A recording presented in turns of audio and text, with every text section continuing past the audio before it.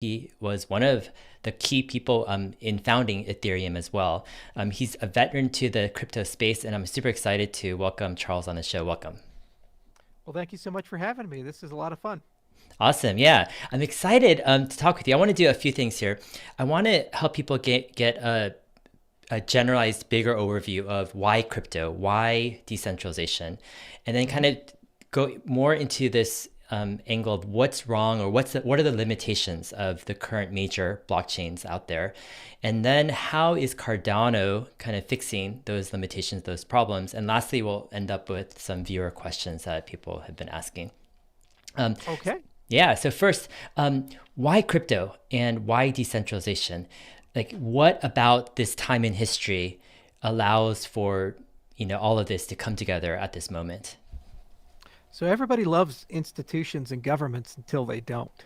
And everybody loves corporations and trust Google with don't be evil and Facebook because it's the cool new thing until they don't.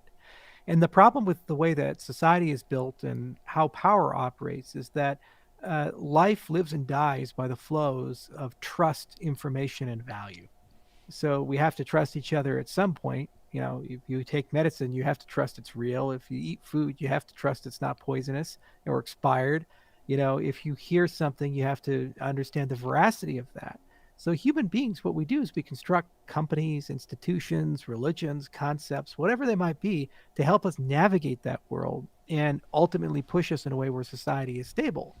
The point of cryptocurrencies and blockchain technology is that it accommodates for two things that we're not so good at managing right now. First, globalization.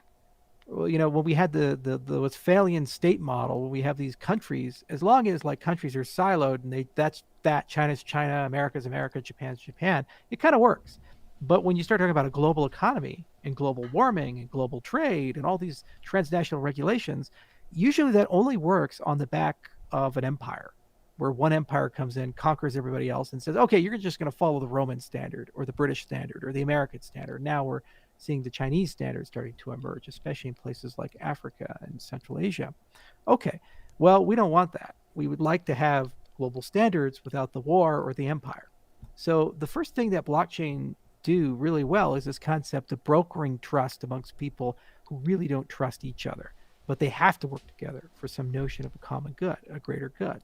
So that's kind of that first item. The other thing is that you have these collective demands of a global economy that transcend nation states. I travel, you travel. You know, I've been to 52 countries. We have coronavirus, for example, where how do you get rid of that? Well, it's not just about vaccinating your country. As we saw, even if your whole country is vaccinated, you'll still have lots of cases because it'll mutate somewhere else and then come back every season. The flu does this. So it's a global problem. So, how do you deal with global governance and global problems and these other things? Again, you come back to, are we going to have an empire, or are we going to have some sort of transnational agreement? But what keeps people honest? How do you make sure that people don't cheat or screw each other? So the idea of a third option, instead of having something completely private or something completely public, you have some companion that piggybacks with the private and public systems that sorts out and creates a record of account. It's immutable, it's time stamped, it's auditable. It brokers trust amongst all these entities. And with smart contracts, logic, contractual relationships, the flow of value, and so forth, is a super powerful thing. And it's something that we've never had before in human history. And the thing is, it's no longer optional. With the advent of the internet, the genie's out of the bottle. Information now flows instantaneously. And it's really disrupting society in positive and negative ways. And from the flow of fake news and propaganda to the flow of great knowledge and open textbooks and MOOCs and these things, you get a lot of good with your bad. And societies aren't built to handle that. So that's another dimension of it. Is in a world where information moves instantly, how do you make identity move instantly, conference move instantly, value move instantly? And how do we get to a financial stem cell? That's the last point I'll mention. And that is basically saying, well, instead of looking at something as a commodity or a currency or a stock or something like that, why don't we have something more primitive that can be all things just based upon how you need it? So it can wake up one day and be a security like a stock. It can wake up another day and be backed by a commodity. It can wake up another day and be backed by a currency. And it's universal and trades everywhere, not in these little silos and these individual markets. Like you have to go to New York to do something or Toronto to do something. You can be in Senegal and have equivalent market access to the person in New York or London. And that's just a much more fair way of running the world. So it's the missing pieces of the promise of globalization and the internet, and a kind of hope where we can build a system where everybody's treated fairly, from Bill Gates down to the shepherd in Senegal. And I really look forward to that. It's interesting you're talking about brokering trust between, let's say, parties that don't trust each other. Typically, let's say in financial transactions, you would need a third party like a bank or a financial system in order to broker trust between those two parties that don't trust each other. A couple weeks ago, I had Robert Leshner from Compound on, and he kind of shared the whole kind of decentralized finance angle of what's going on with lending and borrowing. And so I understand, I see this kind of with financial transactions, how it's taking off, kind of this brokering of trust, and it's removing the inefficiencies, let's say, of the traditional financial system. But do you see this carrying on beyond the financial system? Because you're talking about globalization, governance of governments, like how far does this go? Oh, I mean, anywhere you have an institution, you have a potential of disrupting that institution in part or completely with this technology. So, for example, the United States, half of my country believes the election was fraudulent. If it is or not, doesn't matter. The belief that it is causes huge issues to the legitimacy of elections. So that institution is damaged, and it has to be repaired somehow through some magic. And it's the same with anti-vaxxers. It's the same with all this stuff. That's a failure of institutional trust, where the things we believe are there to provide oversight, auditability, and make sure that that's fair and functioning well. Some group of people no longer believe it's functioning properly, with or without justification. So you can use these systems for property, voting. You can use these systems for identity management. You can use these systems for supply chains. And it can be as pervasive as you go to the supermarket and you see a label that says GMO-free organic, and you can scan a QR code and actually see the chain of custody of where it came from and who signed that and who's putting their reputation on the line that it indeed is. So any place there's institutional trust, if those institutions are weakened or no longer trusted, or it's difficult to assess them because they're foreign institutions, like, for example, do you trust the government of Tanzania for your beef? Maybe you do, maybe you don't. But what if you're not so familiar with it? How, where do you sit in when they say that that's safe beef or something like that? And maybe they're doing a great job, but because their brand isn't so good, people just simply won't buy it. For example, we do a lot of work with the government of Georgia over in Eastern Europe, and they invented wine. Like the first vineyards came from Georgia. There's over 5,000 vineyards in this tiny country. You go there, you drink the wine. It's the best wine you've ever had in your life. But nobody buys it because they don't think it's of the same quality as Italian wine or French wine and so forth. So just being able to change that global perception in a way that is new and different than an institutional trust is a very valuable thing. And that's actually at the center of cryptocurrencies. It just so happened that the killer app of blockchain to begin with money, it's kind of like email to the internet, got the ball rolling, but by no means is it the end of the story. Mm-hmm. Would you say, let's say with brokering trust between two parties, let's say that don't trust each other, you have banks that are largely inefficient compared to what, let's say, decentralized, blockchain can do.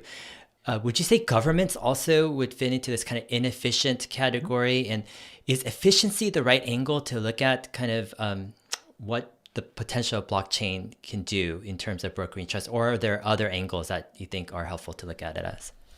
So what you want to do is get rid of middlemen of necessity and replace them with middlemen of value. I think that should be the target for all things that you do. So there's too many things in life where there's somebody who's in the transaction that you really don't want to be there, but is there either because they own the protocol or because of some enumerated power. Like, for example, if you look at Uber, Airbnb, eBay, all these multi-sided markets, all they do is bring people together. They're not actually responsible for the delivery of the service or the consumption of the service or product. They're just bringing people together, and they take a huge amount of the transaction as a consequence. That's a middleman of necessity.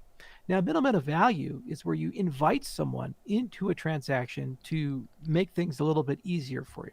Those could be escrows and custodians. Those can be lawyers. Those can be other parties. And their job is to basically reduce risk, improve compliance, or perhaps optimize the value that's sitting on the table. So we need to move to a world where our institutions and systems basically facilitate that instead of allowing monopolies to form around middlemen of necessity. Social media is a great example of this. So Twitter controls both the protocol and the interface to the protocol. So it's like owning the boat and the river. And as a consequence, they say not only do we get to decide who gets to sail on our boat, we get to decide which boats get to sail on the river altogether. If you separated the two, Twitter, the website, could have a blockchain or cryptocurrency backend. And then that backend could also plug into Facebook and it could plug into LinkedIn or to our social network or whatever. And as a consequence, you could then say, well, maybe you don't get to sail on the Twitter boat, but somebody else can have access to that free reign. So this is where we need to move, is get rid of those middlemen who control vital resources, whether it be the flow of information, your identity, your reputation, the flow of your money.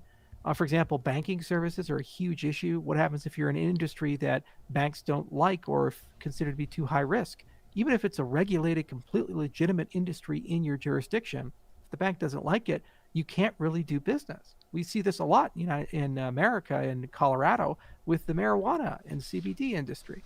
The state has passed a law saying that not only is it okay, it's regulated. They generate billions of dollars of tax money, and almost every single one of them are unbanked because the banks have decided they just can't service that. That's an example of the interface, but who also happen to be controlling the protocol. Now, if the protocol was open, then people could build on and off ramps specifically for those domains, and suddenly they would be banked, and all that economic activity would be available to society. You see, so that's I think the key way of looking at that, and it provides a lot of clarity. Can you give an example? For example, when you look at a company like Airbnb and the service they provide, how would it be offered in a decentralized, let's say, blockchain type of approach? So first, you would need to have a payment system. That's one of the things Airbnb does. So how do you get value between the actors? Second, you need an identity system. So how do you identify the actors? And then third, you need some sort of oversight and reputation system. So the point there is that each of those could form into a free market. And instead of having a monopolistic provider that does all of that in the stack, you would then have markets form where multiple providers who are regional with various reputations would basically provide that. And actually, they would open up to a lot of small businesses. So regional hotels, for example, they might actually get involved in the business of audit and oversight and assist in the operation of these things to build that trust. But so cryptocurrency can do the identity side very well. You can store identities with DIDs or other things on chain. The payment system can also be accommodated. You can have stablecoin or CBDC or something like that to facilitate those transactions, and you are removing a huge amount of the issues. It also can act as the smart contract side for an escrow. So you can put stuff there. You can have an insurance market there. And it's not like saying you don't have third parties. But what happens is you, the consumer, and you, the provider, are inviting those third parties into the transaction to de-risk the transaction or to augment the transaction to be more valuable for everybody. With the existing systems, they're monopolies. They basically say we own the whole network effect and all the user base. So whatever the terms of service happen to be, whether they're convenient to you or not, you must accept them if you want access to that entire market. Great example would be Uber, where every year it becomes less and less profitable for an Uber driver, but they can't say no because they lose access to that entire customer base. In normal world, when you have competition and proper service providers, if Amazon, for example, with web services becomes problematic, you move to Rackspace or to Azure or to some other hosting infrastructure because they offer you a better deal. Or maybe you self-host and go to Dell and buy some hardware or something like that. You can't do that with Uber. It's all or nothing, take our entire stack or not, and you can't break parts of the stack off and decentralize those parts of the stack and let a free market form. And this is a dangerous thing in society because not only is that happening, but then also you have collusion where these small group of monopolistic actors are getting together and they're preventing people from competing with them under various labels. Like Parler is a great example of that, where they say, oh, say, if you don't like Twitter, compete with Twitter. Oh, okay. So they created a competing platform. And then Google and Apple and Amazon got together and universally deplatformed this competitor. So now it's no longer the case that you can even compete. There's only one way of doing things, and that's it. And they'll just cow themselves in whatever EULA to justify that monopolistic action. We saw that in the 19th century. It was called Standard Oil. and it did not work out so well. We saw that in the 1990s. It was called Microsoft as they went and dominated and destroyed competition and hurt the entire tech industry. And you saw the death of Netscape and other such things. It was just bad for the web then, and this type of behavior is bad for all of us now. Can you share a bit about your background? How did you get interested in cryptography? I hear you have a background with math. Mm-hmm. Did that help you kind of understand kind of the first kind of iteration of Bitcoin, and how did you kind of run across that, and what was the story behind it? Yeah, there was kind of three converging forces there. One, I studied mathematics, and I actually wanted to be a math professor, but the field is so dreary. It's like you have to be a special kind of crazy to become a professional mathematician, and it's not just intellectually you have to be there. You have to have this amazing tolerance for bureaucracy, this amazing tolerance to work on problems that are utterly uninteresting, to build an academic career and so forth. And I said, I don't really want to spend the next 10, 20 years being postdoc and then tenure track professor, getting to a point where I can finally work on problems that I'm interested in. Because I was interested in problems you can't solve, like Collat's conjecture and Goldbach conjecture. And you can't really publish much about these problems because they're basically unsolvable. And every now and then you get lucky and you get the Fields Medal, but that's like saying you win the lottery or something like that. It just doesn't happen. So that means while you're waiting to get tenure, so then you can actually think about those things, you have to go and do a whole bunch of other things that are not so meaningful. And I didn't like academic politics or any of these types of things. I thought the whole system was like an ego engine as opposed to something that was useful. So I was lost. And at the same time, I was kind of a political firebrand. I was a very libertarian anarchist, and I liked monetary policy like Austrian economics. And I was kind of a gold bug. I was part of the Ron Paul movement. So that kind of stuff, it really pushes you on the fringes. And then the other convergence is that I really enjoyed peer-to-peer software and open source software and the floss movement. I was a big fan of that. And so it's kind of a little bit of a cypherpunk, a little bit of a Austrian, and I had enough analytic and technical skills that I could program and read papers and these types of things.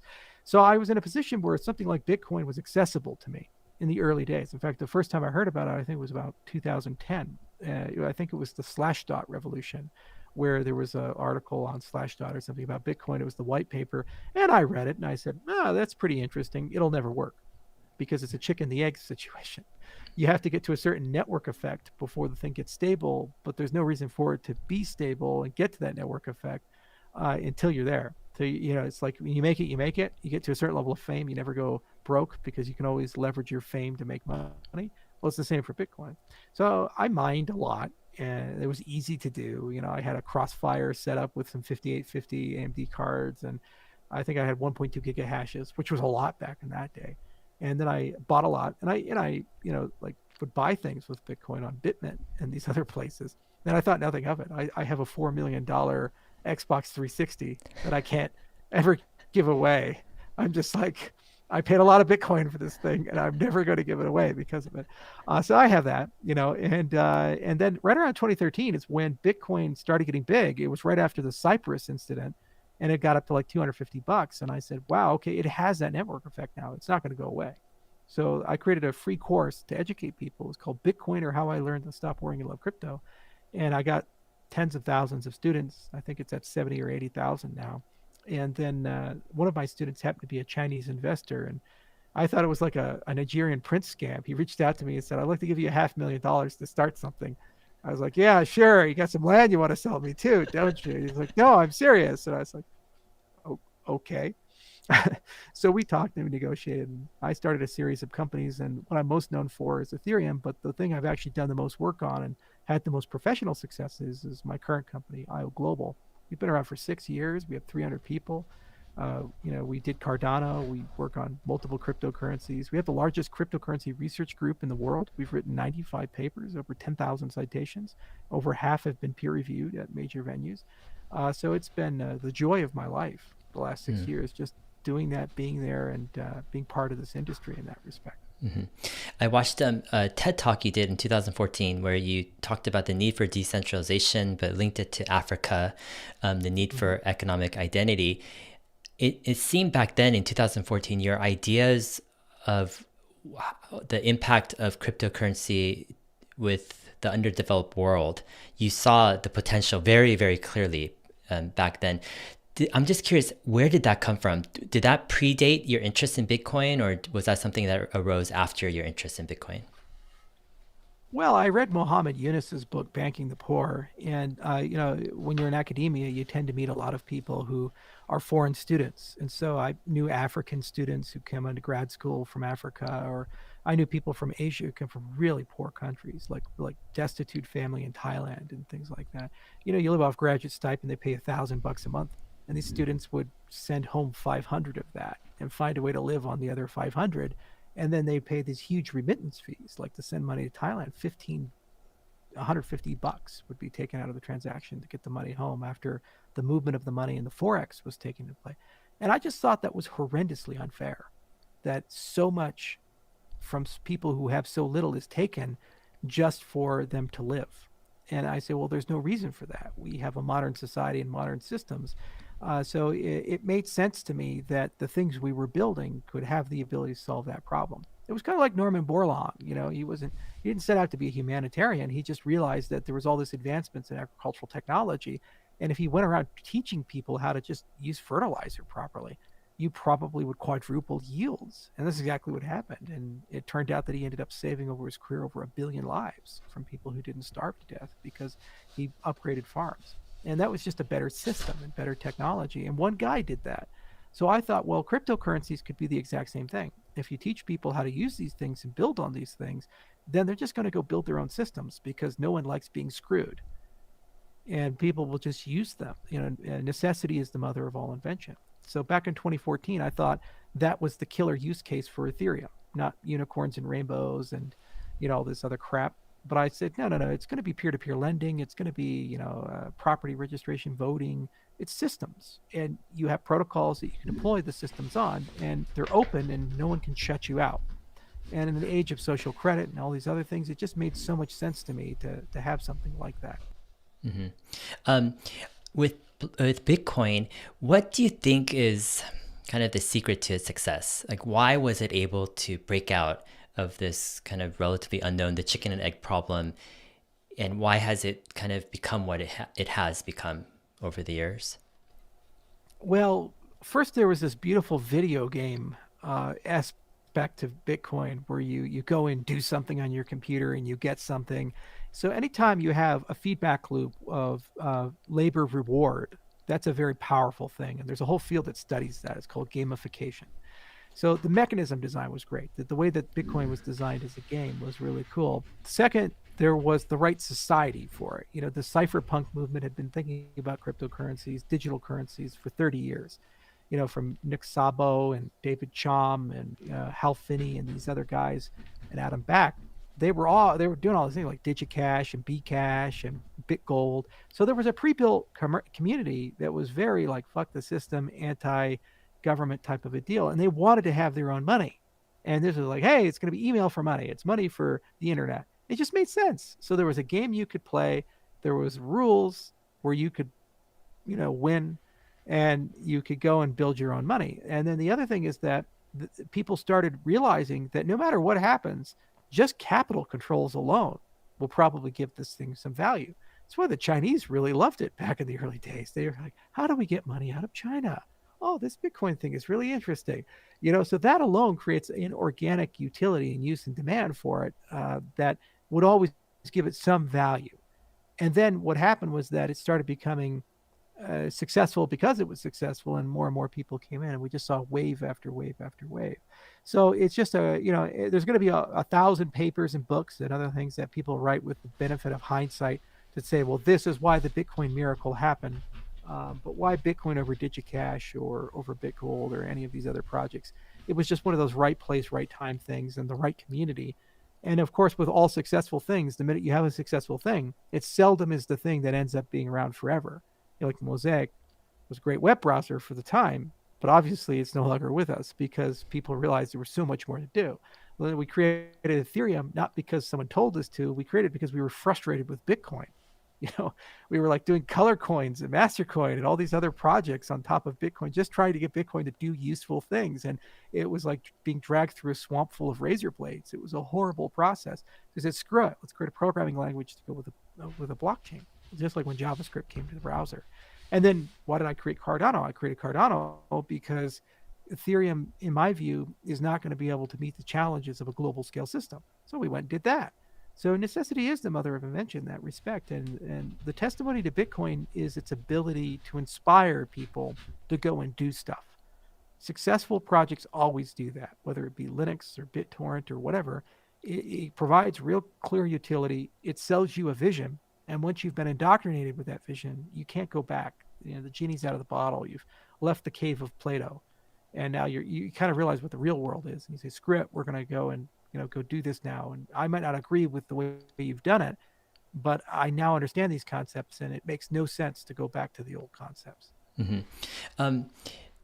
What's your take on the cult of Satoshi, or this whole phenomenon of almost bordering religious fanaticism about Bitcoin, but also those who might view Bitcoin as like the only or the premier, the forever, cryptocurrency? What are your thoughts?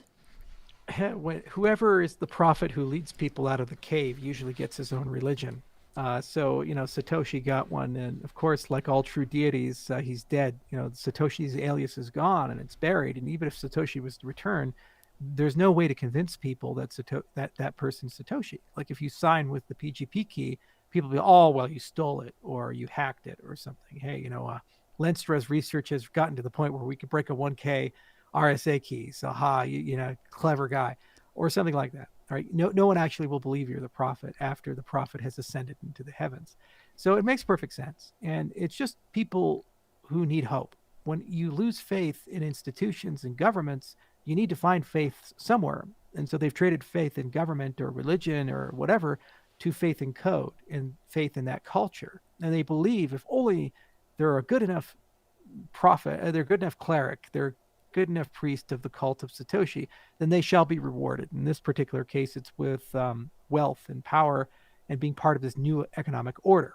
So that maximalism is predictable, and it's extremely harmful to the project as a whole.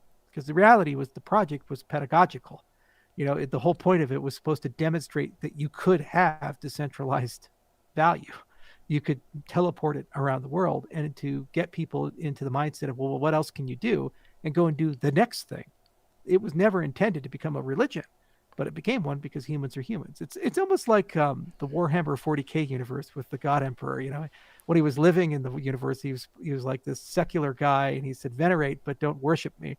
Then the first thing everybody did after he got constrained to the golden throne is everybody started worshiping him, the corpse god. And it's exactly what's happened with Satoshi. He's become the God Emperor of the 40K universe. People venerate this corpse god and so forth.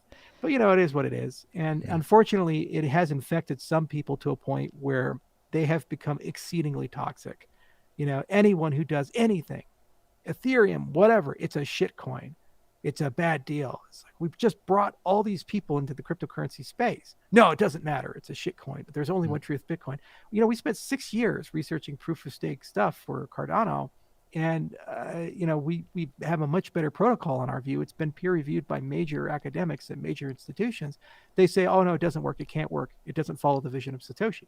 That's no longer a rational conversation. It's religious extremism in that respect. And human beings have a tendency to do that. And if you want a great historical analysis of it, read Yuval Harari, his Sapiens book and his follow-on book, Homo Deus. And it gives you a sense of what humans tend to do over the arc of history. Mm-hmm. What's your take? I know you've commented on Bitcoin as, it's become this protocol where it's been hard to innovate, hard to get agreements, hard to really push the envelope on new technologies. And that's part of the frustration on starting, let's say, Ethereum or Cardano. What's your future prognosis of where Bitcoin is headed? Are you super optimistic that Bitcoin just remains the preeminent kind of store of value in the crypto world? Or do you have any kind of skepticism or doubt, let's say 10 or 20 years down the road? Bitcoin is only valuable because it's valuable. It has no technological advantage. It's actually the least advanced of all the cryptocurrencies and least feature risk. There's no reason for it other than the fact that it exists. And if the value plummets, no one will mine it, and then you lose all your security. So the minute that it gets flipped by another cryptocurrency, unless they can find a way to actually innovate again, Bitcoin will die, in my view, because there's no reason to hold it over its neighbors. This is one of the reasons why we work so hard with Cardano in particular at trying to build a proper governance system, because you don't want a situation every time you want to do an innovation, you end up with a Cardano Classic or Cardano Cash or these types of things. Bitcoin lost some of its earliest and best people over just the block size, a system parameter. It just tells you if you can't even agree on something so trivial as a block size, then how do you get post-quantum crypto when quantum computers come? How do you get smart contracts? How do you get new ways of structuring the network stack? How do you move from a replicated model to a decentralized model? How do you throw data away? What happens when the Bitcoin blockchain is a petabyte and only two people can have it as NSA and Google? So what do you do with that? And if you can't decide a block size, how the hell do you decide these much more significant and serious things? You need a governance system that sits on top of it. And unfortunately, that's so far beyond the initial vision of Satoshi. That's like going to a bunch of Jews and trying to convince them that Jesus Christ is their savior. You have a whole new religion, okay? You're not really going to succeed in that respect. You're just, it is what it is. You have to accept that these things coexist. So what usually happens is that when the evolutionary and competitive dynamics of the system are counterproductive to growth beyond a certain point, the system will stall, and then 1,000 flowers will bloom. The vast majority of them will wilt, but some of them will become a mighty oak, and they will replace the old system, and it will assume all the absorb all of the goodness of that system, but not carry the bad characteristics of it. Mm-hmm. So you'll still have the blockchain component. You'll still have it be able to settle transactions the way Bitcoin does. The email for money thing will be there, but then you'll have smart contracts and governance and interoperability and much faster capabilities, and the ability to be global scale and work really well on a cell phone and have privacy and all these additional features and functionality. And if that doesn't happen, one of the other 1,000 flowers will have that, and then eventually they'll meet in the middle and kind of merge together and get to the next system and so forth. It's a very Darwinian system in that Mm-hmm. respect, and that's a great thing for everybody. Mm-hmm. Um, what would you say would be your key insight in terms of crypto and why you started Cardano over the years? I mean, it sounds like I've watched a ton of your videos over the past week or two, and it seems like part of your focus is you really are trying to make something scalable, something that isn't limited by poor governance or by poor structure or by a poor system. You're really trying to make a blockchain for the future, something that really can be everything that a blockchain should be. Is that, what kind of, where is that coming from? And is that perhaps what separates Cardano from other cryptos? Is that focus on really trying to achieve kind of this ideal in as best to your guys' ability, right? A blockchain that can scale in the future. Yeah, I mean, the mission was always, how do we get economic identity to the billions of people who don't have it? Well, you build them a financial operating system that can handle their identity, their value, and give them a governance stack. So you don't need central actors to run everything. So when you actually follow that through logically, you say, well, hang on a second here. I have to build a system with billions of users, but no Microsoft or Apple or Google. Holy moly, that's hard. So we